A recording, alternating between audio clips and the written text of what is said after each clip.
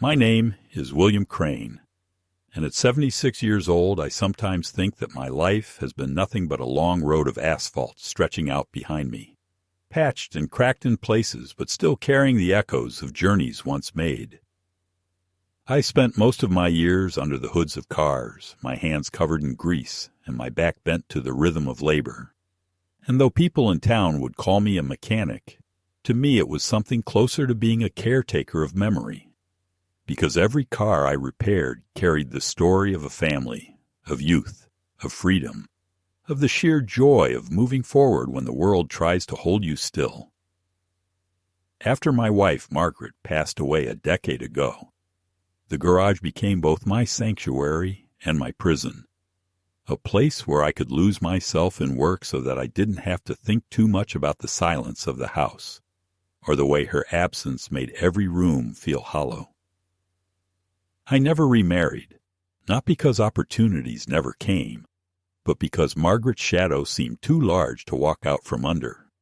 And besides, I told myself I was too old to start over with someone new. The truth is that I still spoke to her sometimes, in the quiet hours of the night when no one could hear, and the habit of speaking into the void gave me a comfort I couldn't find elsewhere. The garage was a simple wooden building that leaned slightly to one side from decades of Iowa winters, with a corrugated roof that rattled under hail and a floor stained with so many years of oil that it would never come clean again. I kept Margaret's photograph taped above the workbench, smiling at me from a summer picnic long ago, and when I polished the hood of a car or turned a wrench until my knuckles ached, I could almost feel her presence in that smile, as if she approved of the stubborn way I still clung to usefulness. People around town would bring their old trucks or farm machinery to me, not because they couldn't find younger mechanics, but because they trusted me to treat their machines with patience. And I like to believe that maybe in those moments I was more than just an old man marking time. But if the garage was my sanctuary, my grandson Jake was my hope, the only person who made me feel as though the future still had a place for me. He was 17, tall and lanky, with the kind of restless energy that reminded me of myself, before life wore me down into routine. And though he lived with his parents in the big house across town, he would sometimes escape and come to my garage, where he would sit cross-legged on the concrete floor and watch me work. Unlike his mother, my daughter Cynthia, he didn't find the smell of oil or the clutter of tools distasteful. To him, it was a place of freedom, a world apart from the clean and sterile house where everything was about appearances and order. He would ask questions, not superficial ones, but questions about how engines breathed, about how machines carried the weight of time, and I could see in his eyes the same spark that had once driven me to tear apart my first car, just to see if I could put it back together again. In those afternoons, I felt less like an old man waiting for the end, and more like a teacher entrusted with passing down something sacred. Cynthia, however, rarely visited me, and when she did, it was with an air of obligation, as though stopping by the old man's garage was another chore between business lunches and meetings with her husband Paul. She had grown up in this same town, but had long ago traded its simplicity for the polished confidence of suburban wealth. And though she never said it outright, I could tell she considered my life small, provincial, even embarrassing. We had never been close, not even when she was a child, because I was better at fixing things made of steel than I was at speaking tender words or offering soft encouragement, and she had always resented that. After Margaret's death, the distance only widened until conversations between us became limited to birthdays, Christmas, and the occasional phone call when she needed advice about her mortgage or wanted me to look over some papers. She often reminded me, in her clipped tone, that I was stubborn, by which she meant unwilling to bend to her vision of how an old man should behave, submissive, compliant, and ready to hand over control of his affairs so she could feel secure. Still, I held no bitterness toward her, or at least I tried not to, because bitterness is a poison that rots a man faster than age. Instead, I poured my love into Jake, and in him I saw the chance to leave behind something more than just fading photographs and worn-out tools. Over the past 3 years, I had been working in secret on a project that mattered more to me than anything else I had touched since Margaret died. A 1967 Ford Mustang, the kind of car that had been a dream in my youth, but one I could never afford when I had a young family and bills to pay. I had found it rusting in a barn on the edge of town, its body eaten away by neglect, and its engine silent as a tomb. But when I laid eyes on it, I knew it was not just a machine. It was a symbol, a chance to restore beauty where others saw only ruin. And more than that, it was meant to be a gift for Jake. Every day I worked on it, stripping the paint, welding the frame, polishing the chrome, and though the labor was heavy for my stiff back and arthritic hands, I kept going because in my mind I could already see the moment when Jake would place his hands on the steering wheel, the way his face would light up, the way he would understand that this was not just a car, but a piece of his grandfather's soul. I kept the secret carefully, never breathing a word to Cynthia because I knew what she would say, that it was reckless, irresponsible, that an old car was unsafe, that I was indulging a fantasy instead of thinking of Jake's real needs. She spoke of responsibility like it was a leash, always tightening it around her son. And I hated the way Jake's shoulders would slump when she dismissed his small triumphs or dictated the boundaries of his freedom. In her world, appearances mattered more than joy, and I feared that if I gave her the chance, she would clip his wings until there was nothing left of that spark I cherished. That was why the Mustang had to remain a secret until the right moment, because I wanted Jake to see it before she could twist it into something ugly. As his 17th birthday approached, I felt a kind of nervous excitement that I had not felt since I was a boy, a tingling energy that filled me every morning when I went to the garage. The car was nearly ready, gleaming in its deep midnight blue paint, its engine purring like a predator after years of silence. And every time I turned the key, I felt as though I was reviving not just a machine, but some buried part of myself. I spent hours making sure every detail was right, the stitching of the leather seats, the shine of the dashboard, the perfect alignment of the wheels, because this was more than a car.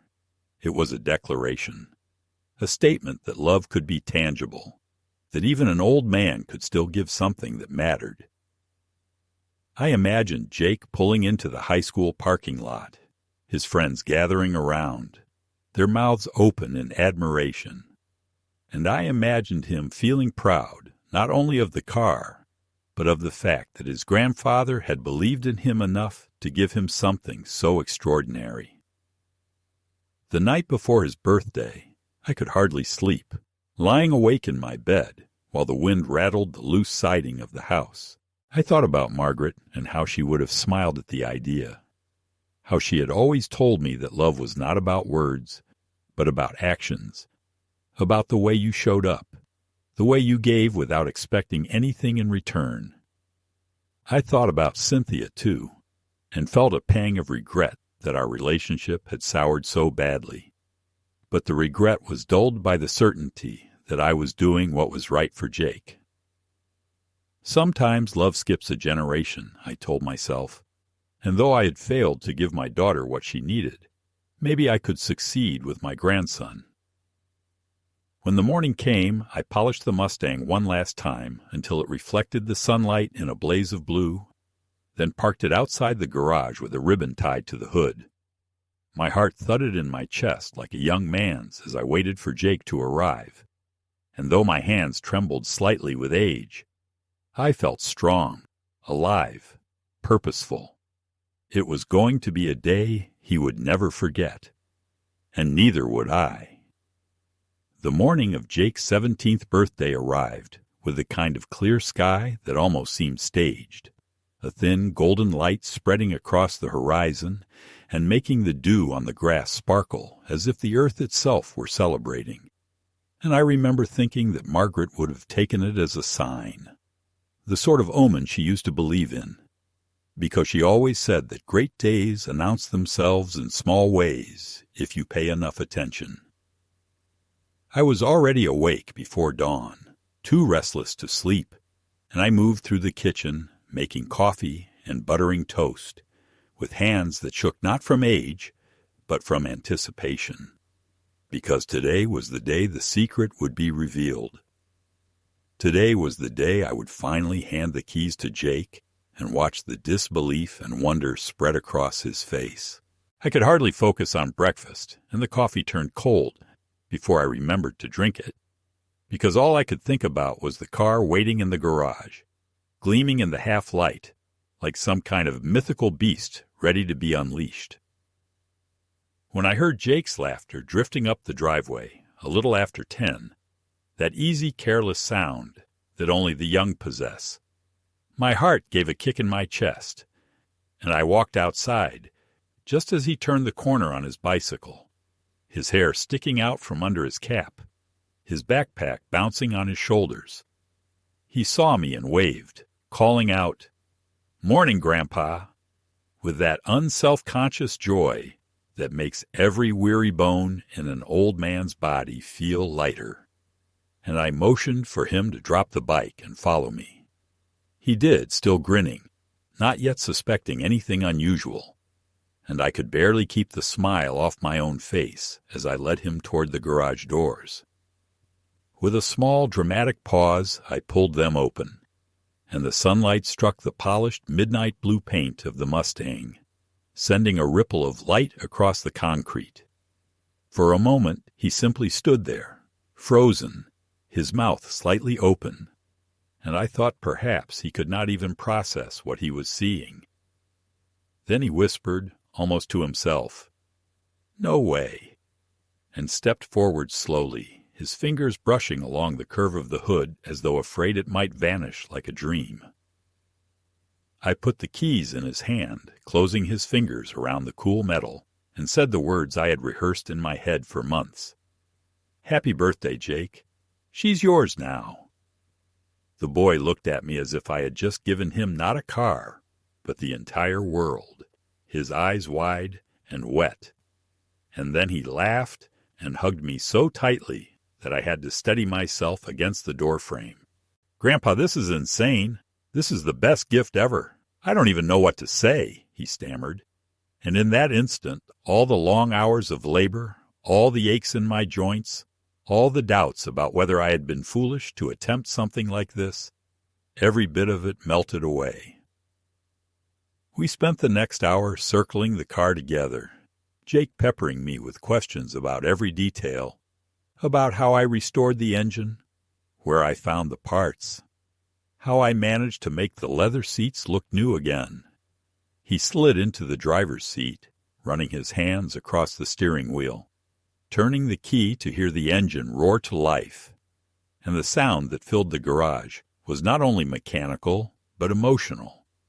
The sound of youth meeting possibility, of a boy sensing his freedom for the first time.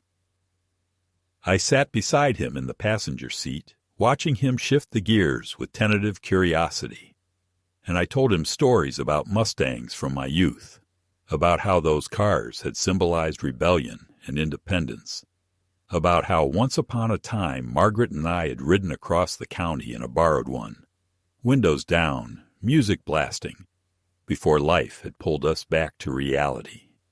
He listened intently, nodding, smiling, his face flushed with excitement, and for that hour it was just the two of us, bound by something larger than words, something that neither time nor age could diminish. And then the sound of a car pulling up the driveway cut through the moment, the crunch of tires on gravel snapping both of us back into the present. I knew that sound immediately. It was Cynthia's Lexus, the car that seemed to carry with it an air of judgment and control. Jake's smile faltered as he looked toward the open garage door, and I felt my chest tighten because I realized the secret joy I had protected so carefully was about to be exposed to the one person I had most wanted to keep at bay. Cynthia stepped out of the car with her husband Paul right behind her, both of them dressed as if they had just come from some meeting rather than their son's birthday morning, and she looked around with that critical squint she often wore, as though the world rarely lived up to her standards. At first, she didn't notice the Mustang, too busy straightening her blouse and checking her phone. But when she did, her eyes widened, not with delight, but with something closer to alarm. She walked into the garage, her heels clicking sharply against the concrete, and stared at the car as if it were some dangerous animal I had unleashed. "Dad," she said finally, her voice tight, "what is this supposed to be?" Jake, trying to salvage the moment, jumped out of the driver's seat and said, "Mom, it's amazing. Grandpa gave it to me. It's mine. Can you believe it?" His face was glowing, hopeful, desperate for her to share even a fraction of his excitement. But instead of smiling, Cynthia's lips thinned into a hard line. "You gave him this?" She turned to me, her voice rising. "An old death trap with no airbags, no safety features, no stability control. What were you thinking?" Paul folded his arms and nodded in agreement, always her silent shadow ready to echo her concerns. I tried to explain, to tell her how carefully I had restored it, how much time I had invested to ensure it was safe, but she cut me off with a sharp gesture. "No, absolutely not. This is not appropriate. He's 17, for God's sake. He doesn't need some antique muscle car. He needs something reliable, something safe, something sensible. This," she jabbed a finger toward the Mustang, "is ours now, until we decide what to do with it." The words hit me like a slap, and I could see Jake's face fall, the joy draining out of him as though she had flipped a switch. "Mom, no," he protested weakly. "It's my birthday. It's from Grandpa." But Cynthia was already turning to Paul, speaking in that clipped tone she used when she wanted to make decisions sound final. "We'll have it towed to the house later. I'll call someone. Jake can't drive this thing. It's dangerous. It's irresponsible." Paul nodded again, his eyes flicking to me with a kind of smug satisfaction, as though he had expected nothing less. I stood there, feeling the blood rush to my head, struggling to control my voice. "Cynthia," I said slowly, "it was a gift. Not for you. For him. This is his car." She shook her head with that mixture of pity and irritation she often reserved for me. "Dad, you don't get to decide what's best for Jake anymore. We do. You don't understand what responsibility means. You never have. You think sentiment and nostalgia are more important than safety. And I won't let your stubbornness put my son at risk." Jake looked between us, his hands clenched, torn between loyalty and fear of confrontation. For a moment I thought he might defy her, stand firm, claim the car as his own. But then his shoulders sagged, and he whispered, "Maybe she's right, Grandpa. Maybe it is too much." The words stung, not because he meant them, but because I could hear the weight of her authority pressing down on him, suffocating that spark I had fought so hard to protect. Cynthia seized on his hesitation instantly, nodding briskly as if the matter were closed. "Good. We'll handle this. Thank you, Dad, for your generosity. But it's ours now." And just like that, the gift that had taken me years to prepare, the moment I had envisioned so clearly, was snatched away in a matter of minutes. I stood rooted to the spot, my hands trembling, not with age this time, but with fury barely held in check. Jake avoided my eyes, ashamed, his joy extinguished, and Cynthia pulled out her phone to call a towing company as if the decision had already been sealed. Paul stepped outside to wait, leaving me alone with the bitter taste of humiliation. I wanted to shout, to demand respect, to remind her that love cannot be confiscated like property. But all I managed to say, my voice low and steady, was, "You may think it's yours, Cynthia, but you're wrong. This car belongs to him, and one day you'll see that." The tow truck arrived that same afternoon, a hulking orange machine that seemed far too indifferent to the emotions swirling around it, and I watched with a helpless kind of rage as the driver, a young man who clearly thought nothing of the scene, attached chains to the Mustang and began hauling it out of my garage, the sound of metal scraping against metal ringing in my ears like a desecration.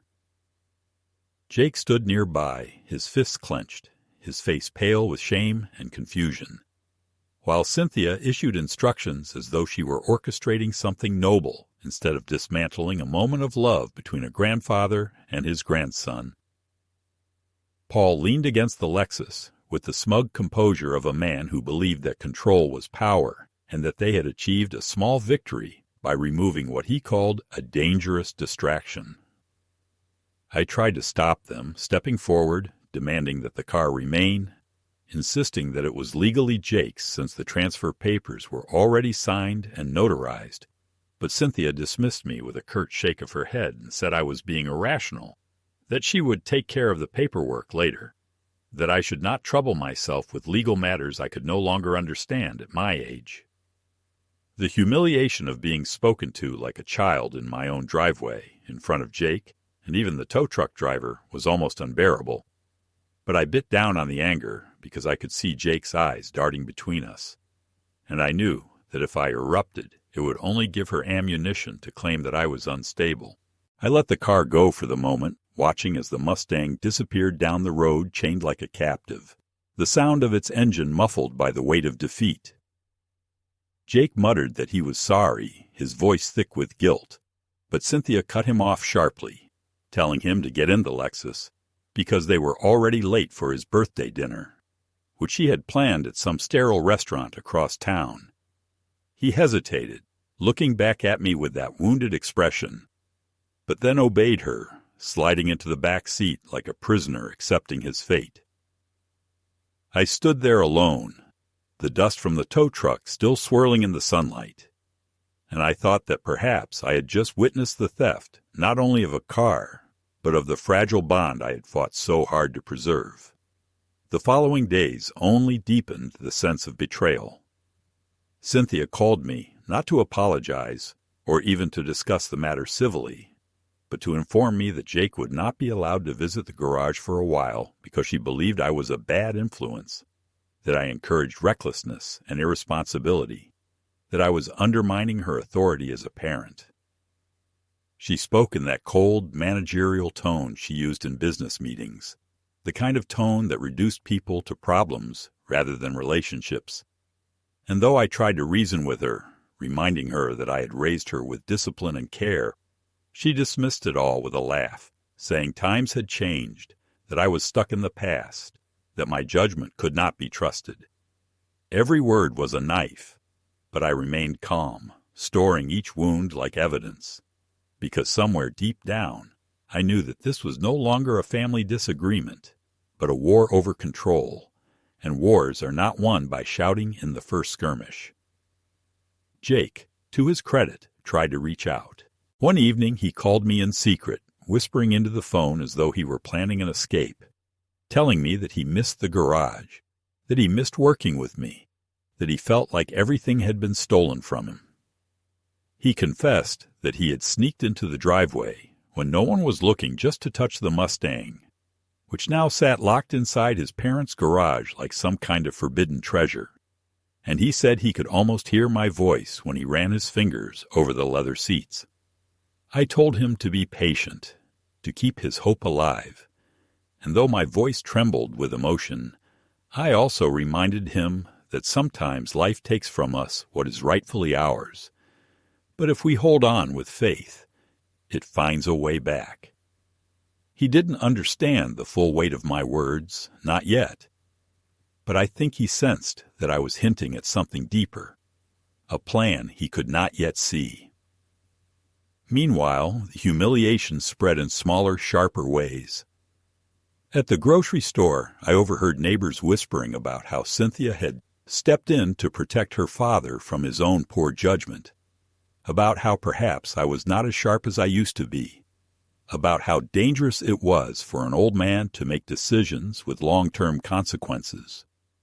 The gossip stung because I had spent a lifetime building a reputation for reliability, for precision, for being a man who could be counted on when things broke. And now, because of my daughter's manipulations, I was painted as a senile fool whose gifts were mistakes. The loss of dignity, that invisible currency the elderly guard so fiercely, weighed on me even heavier than the loss of the car. I began to realize that Cynthia was not content simply to seize the Mustang. She was laying the groundwork to seize everything, to position herself as the rational guardian, while casting me as the doddering old man who needed managing. My suspicion deepened one evening when I received a letter from a law office in town requesting that I attend a meeting to discuss estate planning and guardianship considerations, words that chilled me because I had not requested any such consultation.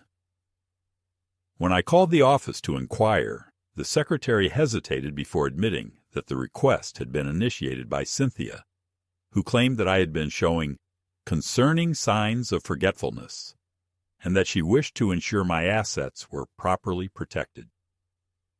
I hung up the phone with shaking hands, realizing that this was no longer about a car, not even about Jake, but about my very autonomy. She was moving against me in ways both subtle and official, and if I did not act soon, I risked losing not only my dignity, but my freedom to decide the course of my own life. And yet, despite the fear that gnawed at me, I also felt a strange kind of clarity. For too long I had allowed Cynthia to treat me like a relic. Too long I had absorbed the small slights, the dismissive tone, the manipulation, because I thought perhaps it was the price of maintaining some shred of connection. But watching Jake's joy ripped away in front of my eyes, hearing the disdain in her voice when she told others that she had rescued him from my foolishness, something inside me hardened. I began gathering documents quietly. The notarized transfer of the Mustang's title into Jake's name, the receipts of every part I had purchased for the restoration, the written assessment from the local mechanic who had inspected the car and confirmed its safety. I kept them in a folder under the floorboards of the garage, hidden even from Jake, because I knew that when the time came, evidence would matter more than words. The escalation came to a head a week later when Cynthia appeared unannounced at my house, marching into the living room without knocking, her expression a mask of controlled anger. She carried a stack of papers in her hand, which she slapped down on the coffee table with a kind of finality that left no doubt about her intent. "Dad," she said, "these are guardianship documents. You need to sign them. It's just a formality, but it will allow Paul and me to help you manage your affairs. After all, it's obvious you're not thinking clearly anymore." I stared at her, then at the papers, and for a moment I thought of Margaret, how she would have intervened, how she would have scolded our daughter for speaking to me with such disrespect. My voice came out low, steady, almost cold. "I'm not signing anything." Her eyes narrowed, her lips curling into that half-smile that always meant she thought she had the upper hand. "If you don't, then we'll have to go through the courts. And you know how that will look. You can't even keep track of your own garage, Dad. People are talking. Everyone knows you're slipping." I felt a flush of humiliation rise in my cheeks, but I held her gaze, unblinking. "I may be old, Cynthia," I said, "but I am not broken. And if you think you can strip me of my dignity the way you stripped Jake of his gift, you are mistaken." She scoffed, gathered the papers back into her bag, and swept out without another word. But I could see the tension in her shoulders, the realization that for once I was not going to yield. When the door closed behind her, I sat in the silence, my heart pounding, and I knew with certainty that the battle had only just begun. The car was gone, my reputation was being eroded, and my daughter was maneuvering to declare me incompetent. But what she did not know, what no one yet knew, was that I had anticipated her greed long before the birthday, and I had taken precautions she could not yet imagine. The Mustang might have been dragged from my garage, but the fight for what truly belonged to Jake, and for the preservation of my dignity, was far from over. The weeks that followed were filled with a strange silence, a silence that weighed more heavily than shouting ever could, because in that silence I felt the ground shifting beneath me, as if the balance of power within the family was tilting and I was being nudged toward the edge of a cliff. Jake did not come around anymore, not because he didn't want to, but because Cynthia tightened her control over him, filling his days with errands, practice tests for college, family dinners where she could monitor every word. Occasionally, he would send me short text messages, fragments of thought squeezed between moments of surveillance.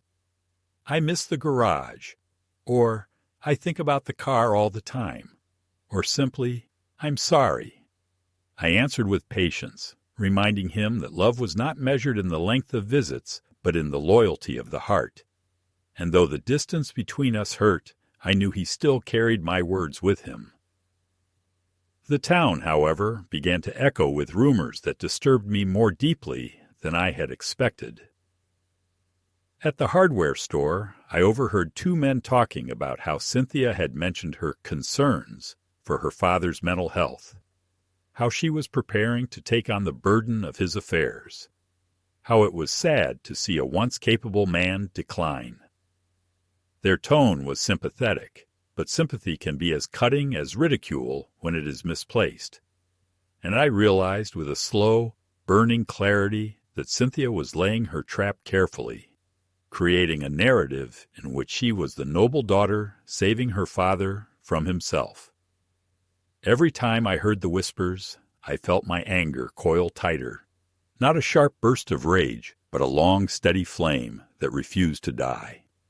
Then, one Saturday morning, everything broke open. I was in the garage working on a neighbor's truck, my hands black with grease, when a sleek black SUV pulled into the driveway. Not Cynthia's Lexus this time, but another vehicle, polished and new, with tinted windows. Out stepped a man in a gray suit carrying a leather briefcase, the sort of man who looked as though he never bent his back to labor, but bent others to his will with paperwork. He introduced himself as an attorney representing my daughter, and without so much as a polite preamble, he informed me that Cynthia was filing a petition to have me evaluated for competency. He handed me a thick envelope of documents, filled with legal language and citations, and explained in a practiced, courteous voice that it was in my best interest to allow the court to appoint a guardian, namely Cynthia and Paul, to manage my financial and legal affairs. The words struck me like a hammer, not because they surprised me, I had sensed it coming, but because seeing them written in cold black ink made the betrayal feel final, undeniable. I asked the lawyer what evidence she was presenting, and he told me without hesitation. Sworn statements from concerned friends and neighbors, a record of confused conversations she claimed to have had with me, and, most chilling of all, an assertion that I had recklessly transferred ownership of a valuable automobile to a minor in a way that endangered his safety. In her telling, the gift of the Mustang was not an act of love, but the clearest proof of my instability. I laughed then, a dry, bitter sound that startled even me, because I realized she had twisted the most sacred gesture of my later years into a weapon aimed squarely at my heart. I signed nothing, of course. I told the lawyer he could take his papers and leave my property, and when he hesitated, I walked him to his car with such a look that even his polished courtesy faltered. But when he drove away, the strength drained out of me, and I sat down heavily on the step of the garage, my hands trembling with something beyond exhaustion. I thought of Margaret then, of how she had once warned me that Cynthia's hunger for control would devour everything if unchecked, and for the first time I admitted that I had ignored her wisdom. Perhaps I had hoped that love, even cold and strained, would be enough to keep Cynthia tethered to decency. But the truth was now inescapable. She had crossed a line from which there was no return. That night Jake came to see me. He arrived quietly, slipping through the backyard under cover of darkness, and when I opened the door, he looked more like a fugitive than a boy celebrating his 17th year. His eyes were red, and his voice cracked as he told me that his mother had been talking openly about placing me in a home, about how it would be easier for everyone if professionals managed my affairs. He said he had overheard a conversation where she described me as dangerous, claiming I had nearly caused a fire in the garage, a complete fabrication designed to bolster her case. The boy's hands shook as he spoke, his voice filled with both fear and anger, and he admitted that he felt powerless, trapped between loyalty to his grandfather and obedience to his parents. I placed my hand on his shoulder, steadying him, and told him the truth I had kept hidden. I explained that when I had restored the Mustang, I had not only prepared the car, but also the paperwork, that the title had already been transferred into his name weeks before his birthday, and that it had been filed legally with the state. I told him that no matter what his mother claimed, the car was his bylaw, and that nothing she could do would undo it.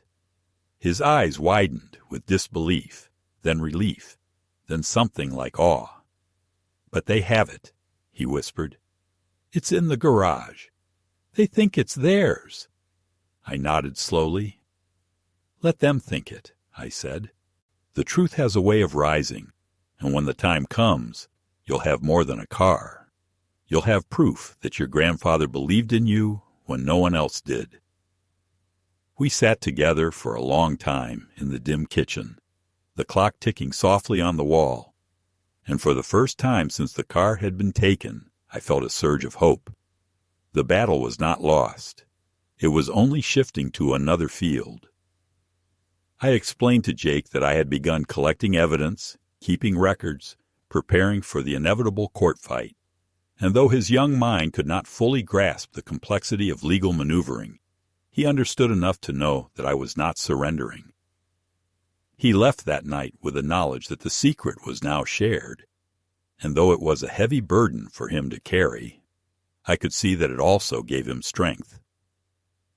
He walked taller, his shoulders straighter, because he knew that in a world where his mother's voice drowned out his own, someone still stood firmly on his side. The true midpoint of this ordeal came the following week, when I received notice of the official court date. Reading the summons, I felt as though my life had split into two distinct parts, before and after. Before, I had been a man quietly fading into the twilight of his years, content to tinker in a garage and find small joys in his grandson's company. After, I was a man forced into battle, not only for a car or for dignity, but for the right to decide the terms of my own existence. As I folded the letter and placed it carefully into the folder where I kept all my documents, I felt a strange calm settle over me, the calm of someone who has nothing left to lose but the truth. I understood then that this was no longer simply a family conflict. It was a reckoning. The weeks between the arrival of the summons and the day appointed for the hearing unfolded with a heavy tension that I carried in my bones, like an old injury that never healed, a tension that followed me from the moment I woke to the moment I lay down in the dark, because I knew that Cynthia was not simply preparing her legal arguments. She was preparing to dismantle me piece by piece in the eyes of the community, the court, and perhaps even in the heart of Jake, if she could twist the narrative cleverly enough. Every time the phone rang, I braced myself for another small humiliation, another sign that she was tightening her grip. And indeed, the calls came. A banker asking politely if I intended to add a cosigner to my accounts, as your daughter suggested might be wise. An insurance agent mentioning that Cynthia had inquired about adjusting my coverage to make things simpler. Even a neighbor apologetically telling me that Cynthia had approached him about testifying to my forgetfulness because it would help the family. Each intrusion was another reminder that she was building a wall of lies brick by brick, hoping to trap me inside it until I could no longer claw my way out. Jake continued to visit in secret when he could, usually late at night, slipping through the shadows with the cautious movements of a boy who knew he was doing something dangerous. One evening, he brought with him a photograph on his phone, hastily taken, showing Paul behind the wheel of the Mustang, grinning like a child with a stolen toy. "They've been driving it, Grandpa," Jake whispered fiercely, his hands shaking as he showed me the image. "They keep saying it's theirs now, that you gave it to them because you weren't thinking straight. And Mom tells me not to argue, but I can't stand it." I stared at the photograph, the image of Paul's smug face behind the wheel of what was meant to be a symbol of freedom for Jake, and I felt the rage rise so sharply that for a moment I thought my heart would give out. But I forced myself to breathe, to stay calm, because anger is only useful when it sharpens you, not when it blinds you. I told Jake the truth again, quietly, deliberately, making him repeat it back so that he would never forget. The title was in his name, filed legally, unassailable by their claims. I explained to him that possession of the car was not ownership, and that the law would side with the truth in the end, even if it took longer than either of us wanted. He nodded, his jaw set with determination, and for the first time, I saw not just a boy, but the beginnings of a man in him.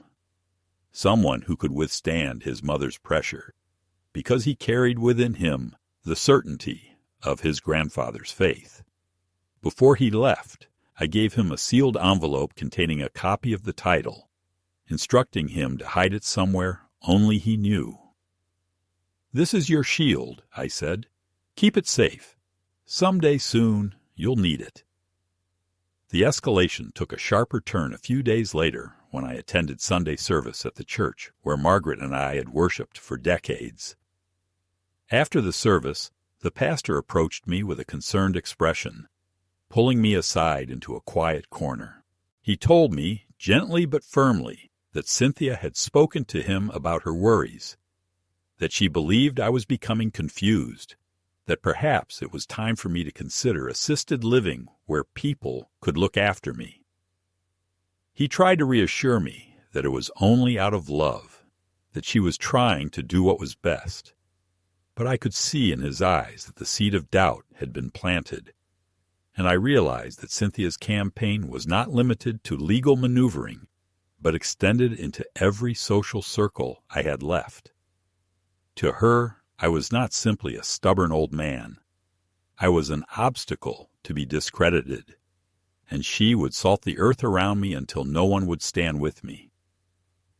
That night I sat at the kitchen table with Margaret's photograph beside me, staring at the worn lines of her smile, and I spoke aloud to her the way I had so many times since she passed. I told her what Cynthia was doing, how she was trying to strip me of my dignity, and I asked her if I had failed as a father, if somehow my inability to show tenderness when Cynthia was young had created this hard, grasping woman who now sought to control everything. There was, of course, no answer but the silence of the house, and yet in that silence I found resolve, because I knew that Margaret would not want me to surrender, would not want me to yield to manipulation. I rose from the table and began writing a detailed account of every incident, every phone call, every rumor, a chronicle of betrayal that I would present in court not just as defense, but as testimony to the truth of what had been done. 2 days later, as if the universe itself wanted to underline the danger I was in, I discovered that my credit card had been used for a series of charges I had not made. A hotel booking in another state, a set of expensive electronics, and a cash withdrawal. I went to the bank immediately and demanded an explanation, only to be told that Cynthia had presented herself as acting on my behalf, claiming I had authorized her to use the card because I wasn't keeping track of things anymore. The manager, who had known me for years, looked uncomfortable, but admitted that she had seemed so confident, so persuasive, that he hadn't thought to question her. I closed the account on the spot and opened a new one, making it clear that no one but me was to have access. And as I signed the papers, I felt the truth crystallize inside me. This was not simply about a car, not simply about pride. It was about survival, because if Cynthia succeeded, I would be stripped of every resource, every choice, every fragment of independence, until I was nothing more than a shadow in a nursing home room. The humiliation continued in small, cutting ways. At the pharmacy, the clerk told me that Cynthia had called ahead to ask about my prescriptions, saying she was worried I might forget to take them. At the post office, I discovered that some of my mail had been redirected to her address by request, though I had never signed such a request. Each discovery was another thread in the web she was spinning, a web meant to entangle me until I could no longer move. And yet, with each insult, my determination grew stronger. I was not a man who bent easily, and I had not spent a lifetime fixing broken machines, only to let my own life be dismantled by the daughter I had once cradled in my arms. The breaking point of the second escalation came when Jake, in another late-night visit, confessed that his mother had been pressuring him relentlessly to sign a statement declaring that I had given the car to Cynthia and Paul as a gift, that I had said it was too much responsibility for him. He told me, tears of frustration in his eyes, that she had threatened to cut off his allowance, to ground him, even to forbid him from applying to the college he wanted if he didn't cooperate. The boy was torn apart, trying to remain loyal to me, but also desperate not to destroy his chances for the future. My heart ached for him, but I told him firmly that he must not sign anything, that the truth was worth more than convenience, and that sometimes in life we must endure suffering to protect what is right. I promised him that I would carry the heavier burden, that he would not be alone in the fight, and I saw in his eyes a flicker of relief, a flicker of trust that steadied me more than any legal preparation ever could. By the time the court date drew near, I was weary but resolute. Cynthia had escalated from seizing a car to attempting to seize my life, from whispers in town to manipulations of the law, from undermining me in conversation to tampering with my finances. But in escalating, she had also revealed the full extent of her intentions, and in that revelation I found clarity. She wanted not only control, but erasure, the power to rewrite the story, so that I was a burden and she was a savior, and I could not, would not, allow that to stand. I gathered my documents, my witnesses, my evidence, and I prepared to walk into that courtroom not as an old man doddering into irrelevance, but as a father and grandfather reclaiming what was his.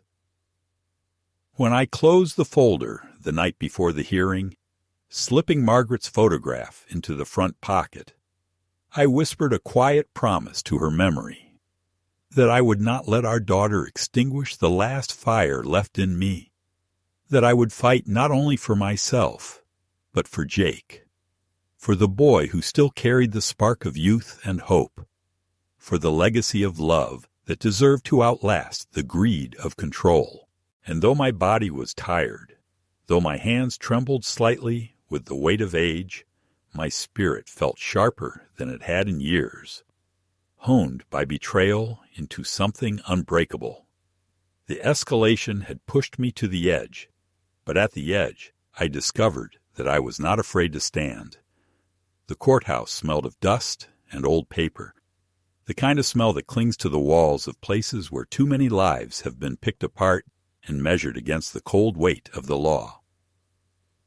When I walked through those doors, holding the folder pressed against my chest like a shield, I felt not only the weight of my own future, but also the shadow of Margaret at my side. And in that moment, I promised her again that I would not falter.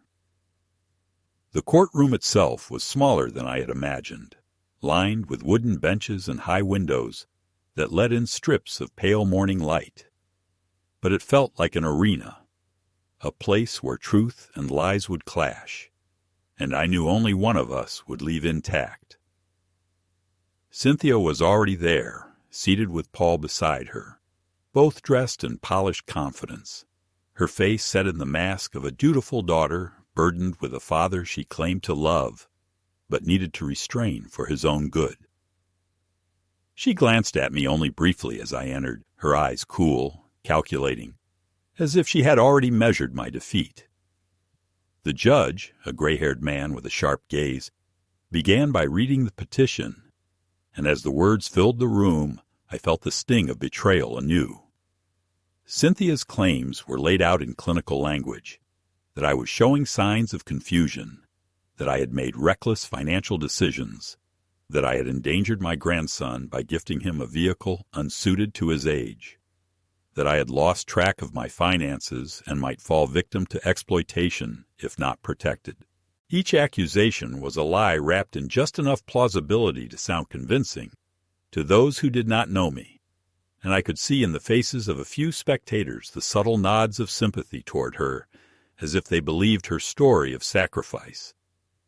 She sat straight-backed, her hands folded neatly in her lap, her eyes flicking toward the judge with practiced sadness, the performance of a woman who believed she had already won. When it was my turn to speak, I rose slowly, not because I was weak, but because I wanted every movement to carry the weight of dignity. I opened the folder and placed the documents one by one on the table before me, then lifted my eyes to the judge. My voice was steady, not loud, but deliberate, each word chosen with care. I began by recounting the restoration of the Mustang, explaining how it was not an act of recklessness, but of love, how every part had been inspected and replaced, how the car had passed professional safety checks. I produced the signed statement from the mechanic who had verified its roadworthiness, his testimony notarized and binding. I held up the official title, already transferred into Jake's name weeks before the birthday, filed with the state, an unassailable fact of law. The courtroom shifted at that revelation, and for the first time I saw Cynthia's composure falter, her lips tightening as she realized the cornerstone of her narrative had just cracked. I went on, describing how Cynthia had attempted to control not only the car, but my finances, how she had spoken to bankers, insurance agents, even redirected my mail without my consent. I handed over receipts, statements, and records, each one carefully dated, each one a brick in the wall of truth I had built. And then, with a quiet certainty, I revealed the final piece, a recording I had made, a precaution born of instinct months earlier, of Cynthia speaking with Paul about her plan to take control before he loses it completely. Her voice filled the room, cold and unmistakable, discussing how she would frame my generosity as incompetence, how she would convince others that I was slipping, how she would secure authority over my estate. The silence that followed was so thick it seemed to press against my chest, and I could see the judge's expression harden, the shift in his eyes from consideration to condemnation of the woman who sat before him. Cynthia tried to recover, her lawyer rising to argue that the recording was taken out of context, that she had only been concerned, that any child would speak in such a way when worried about an aging parent. But her words rang hollow in the air that had just been pierced by her own voice. The judge asked Jake to testify, and for a moment my heart clenched because I knew the pressure he was under, the threats and manipulations he had endured. He rose, tall and pale, his hands trembling, and looked from his mother to me. His voice shook at first, but then it grew stronger as he spoke of the night I gave him the Mustang, of the joy he had felt, of how quickly it was stolen from him, of how he had been pressured to sign false statements. He pulled from his pocket the envelope I had entrusted to him, and he handed over the copy of the title, saying clearly, "This car was my grandfather's gift to me." He was never confused. He knew exactly what he was doing. And he's the only one who ever believed in me without trying to control me. I felt tears burn in my eyes as I listened, not of weakness but of pride, because in that moment Jake was not a boy but a man, standing not only for himself but for the bond between us. Cynthia's face flushed red, her composure crumbling as she realized her son had chosen truth over obedience. She tried to speak, to interrupt, but the judge silenced her with a raised hand, his patience exhausted. In his closing words, he dismissed the petition entirely, declaring me competent and in full control of my affairs. And he admonished Cynthia for her attempts to manipulate both the law and her own father. He ordered that the car, legally belonging to Jake, be returned immediately, and he hinted that further investigation might be warranted into her financial interference. The gavel struck, and the sound was not merely the end of a proceeding, but the sound of justice cutting through months of deceit. As we walked out of the courthouse, the sunlight felt different, warmer, sharper, as if the world itself had shifted.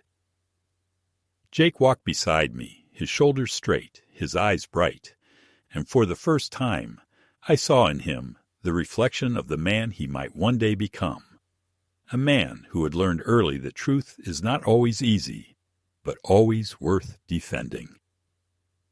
Cynthia and Paul hurried past us, their faces like stone, refusing to meet my eyes. But their silence was the loudest admission of all. I did not gloat, I did not shout in triumph, because victories built on pain never feel like celebrations. Instead, I breathed deeply, savoring the quiet knowledge that I had not surrendered, that I had fought and won not for pride alone, but for the preservation of love and dignity. That night, when Jake and I drove the Mustang back into my driveway, the engine rumbling with the strength of a restored heart, I looked at him and said, "It was never about the car, you know." He smiled faintly, his hand resting on the wheel. "I know, Grandpa," he said. "It was about us."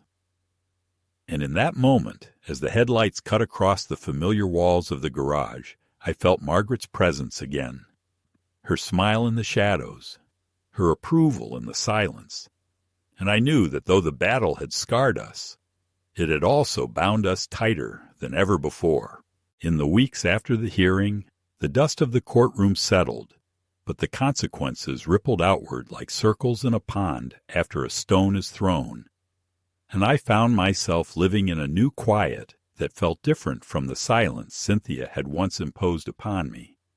For this quiet was not the hush of defeat, but the stillness that follows a storm when the air is clearer and every breath feels like a kind of victory.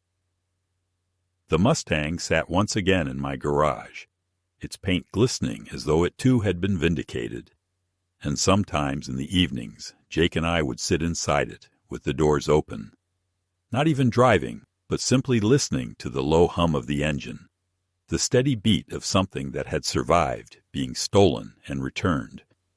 For Jake, the car was no longer only a vehicle or a symbol of freedom, but proof that truth, even when dragged through mud and lies, could stand. And I saw in him a maturity that had not been there before, a kind of weight in his eyes that made me both proud and a little sorrowful, because no boy should be forced to grow up under such burdens. Cynthia did not come around after that. Word spread quickly in town about what had happened, about how she had stood before the judge with her story unraveling, her lies exposed, her son testifying against her, and though no one said it openly to her face, people began to look at her differently, not as the polished woman who managed everything perfectly, but as someone capable of cruelty when power tempted her. I heard from a neighbor that she and Paul had stopped attending the church for a while, embarrassed by the whispers, and when I passed her once in the grocery store, she turned sharply down another aisle, rather than acknowledge me. There was no apology, no attempt at reconciliation, only silence. And though part of me still ached with the instinct to reach out, to bridge the gap between us, I knew that forgiveness requires at least the spark of remorse, and she carried none. Some relationships wither not because one side stops loving, but because the other chooses pride over truth. And so I let her go, not with anger anymore, but with the sad acceptance that sometimes blood is not enough to keep people bound together. Jake, however, drew closer. After school, he came often to the garage, not only to drive but to learn, his hands black with oil, his brow furrowed in concentration as I taught him how to listen to the language of an engine, how to respect the delicate balance of steel and fire. In those hours I felt useful again, not a relic tucked into a corner, but a teacher passing down a craft, and I saw in him the same hunger for creation that had once filled me. He spoke of enrolling in a technical college, of working with machines, of building a future with his own two hands, and I encouraged him, telling him that independence is forged not in the gifts we receive, but in what we do with them. Still, I reminded him that the Mustang was more than just a car, more than just a tool. It was the story of what we had endured, a testament to resilience, and I urged him never to let anyone convince him that love could be measured in possessions. Sometimes at night, when Jake had gone home and the garage was once again quiet, I would sit alone on the workbench and think of Margaret. I imagined what she might have said if she had lived to see this battle, how she would have scolded Cynthia for her greed, but also softened her anger with words I never could quite find, how she would have stood beside me in the courtroom with that steady look in her eyes that always gave me strength. I would speak to her photograph still taped above the bench, telling her that though we lost one child to pride, we had saved her grandson from the same fate, and I took comfort in believing that somewhere she was proud of the way I had fought. Age strips many things from a man, his strength, his speed, his certainty, but it should not strip his dignity, and in holding on to mine, I felt I had honored her memory as much as I had protected Jake's future. Life did not become perfect after the trial, nor did it return to what it had been before, but in its new shape there was a sense of peace I had not expected. The bond between Jake and me grew stronger, woven not only by shared love, but by shared struggle, and I found that the emptiness Margaret's death had left was filled, at least in part, by the boy who had stood beside me when I needed him most. Cynthia remained absent, her distance both a wound and a relief. But I no longer chased her shadow, because I understood now that clinging to what refuses to return is another form of surrender. Instead, I chose to invest in the living bond before me, to pour my time and knowledge into the grandson who had proven that loyalty could still flourish even in a house where manipulation once reigned. And so, when I look back on it now, I see not only the betrayal and humiliation, but also the redemption hidden inside them.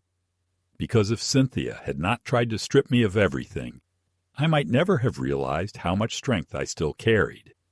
And if she had not tried to pit Jake against me, I might never have seen so clearly the courage that lived in him. Life, I suppose, has a way of revealing its truths in the hardest ways. And though I bear the scars of what happened, I also carry the certainty that I did not yield, that I stood firm in the face of deceit, that I left my grandson more than a car. I left him a lesson about the cost of integrity. And perhaps, in the end, that is the only inheritance worth fighting for.